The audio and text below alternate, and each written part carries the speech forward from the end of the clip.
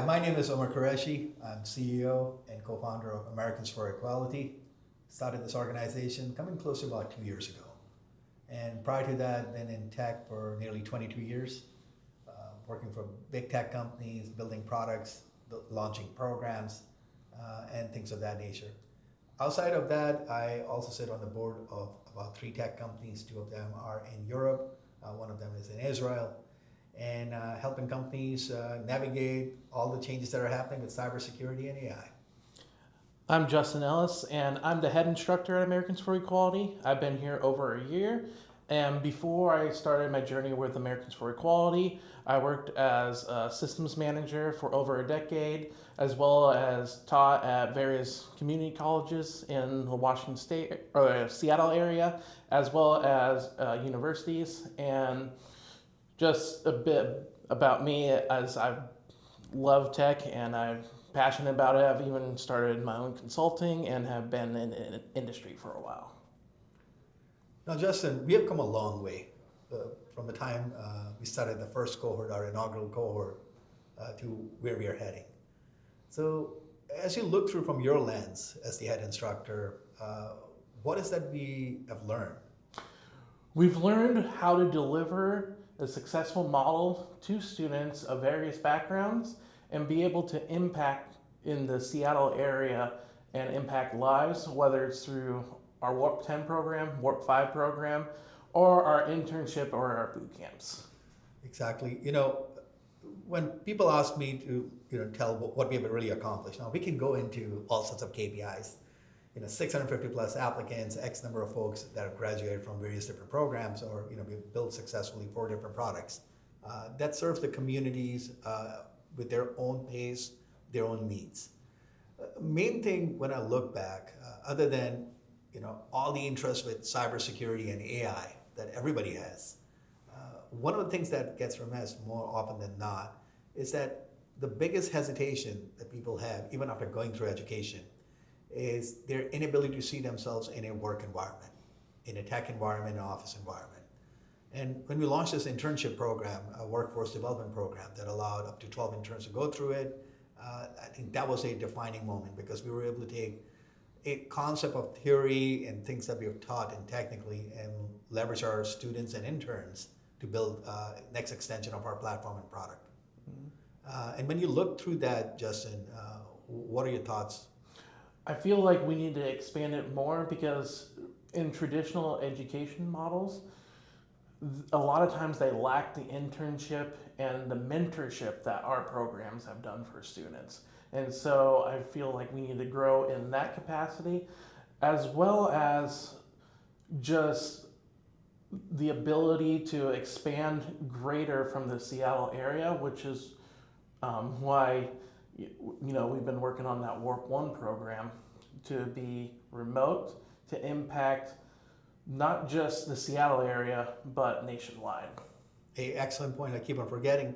The last mile of education, one is around the internships, practical education, but there's also our ability to scale. And the platform, through this $2 million investment from donors and government, what we're able to build is something that can truly scale across the nation. So thanks for bringing that up. Let me shift gears here. This is November 2025. I don't believe the year is almost over. And when we look through it, this has been in many news, whether it's Bloomberg or Wall Street Journal, talking about being one of the worst job market in the last 50 years. Obviously, AI is being cited as one of the reasons why a lot of these companies are shredding the jobs because of productivity. What is your call to action of folks that are hesitant about learning about AI? So the way, part of my background too is I have a history degree. And so throughout history, there's always been revolutions of the workforce. There's been an industrial revolution. So I see this as part of the technological revolution. And so people don't need to be hesitant about AI, but just really want to learn it and adapt it to themselves. Really reskill and learn how to use ChatGPT or any AI model to really get those skills to be so they are not part of the job stat that was lost, but part of one that is gained or retained through basic reskilling. Yeah, and just to paraphrase NVIDIA's CEO recently in one of the interviews he was mentioning, and his call to action was to, I think, broader white collar workforce. And he goes into your jobs are not going to be taken away by AI. Your jobs are going to be taken away by somebody that's leveraging AI to be more productive. And even in our small organization, Americans for Equality, we are able to just accomplish so much more. Because of the people we have and how passionate they are, but our ability to get them to actually harvest the capabilities of AI and scale themselves. It's totally good. I know we have time for one more question.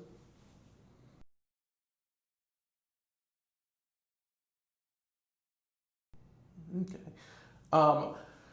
What really inspired me about this mission is from more of a personal standpoint.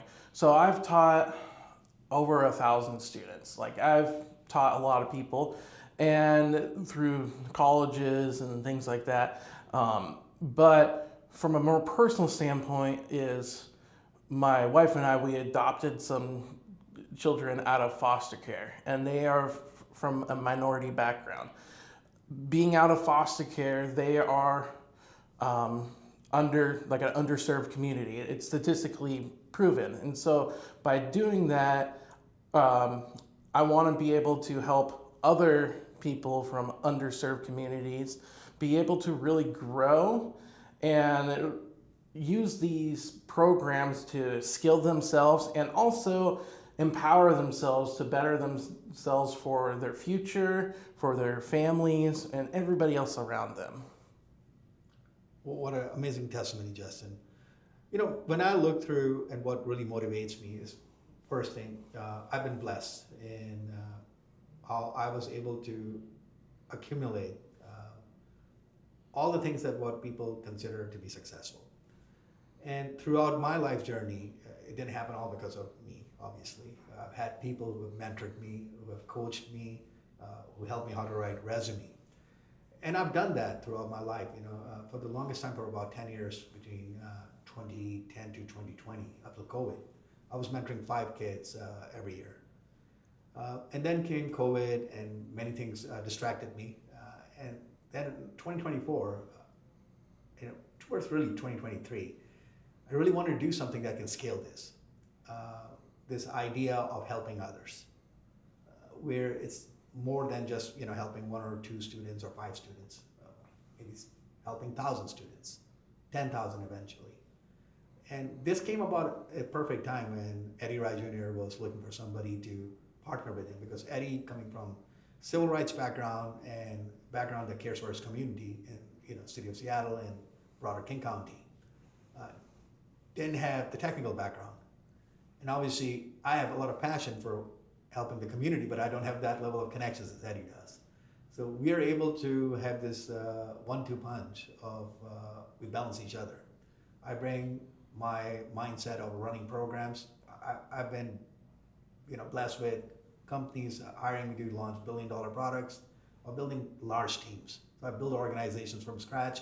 I know the mindset it takes to take people and get them to focus on winning. So I'm bringing that mindset to a nonprofit. And what Eddie does in a very eloquent manner, he brings his passion for the community. He is the North Star to making sure we stay focused towards what's right for the community.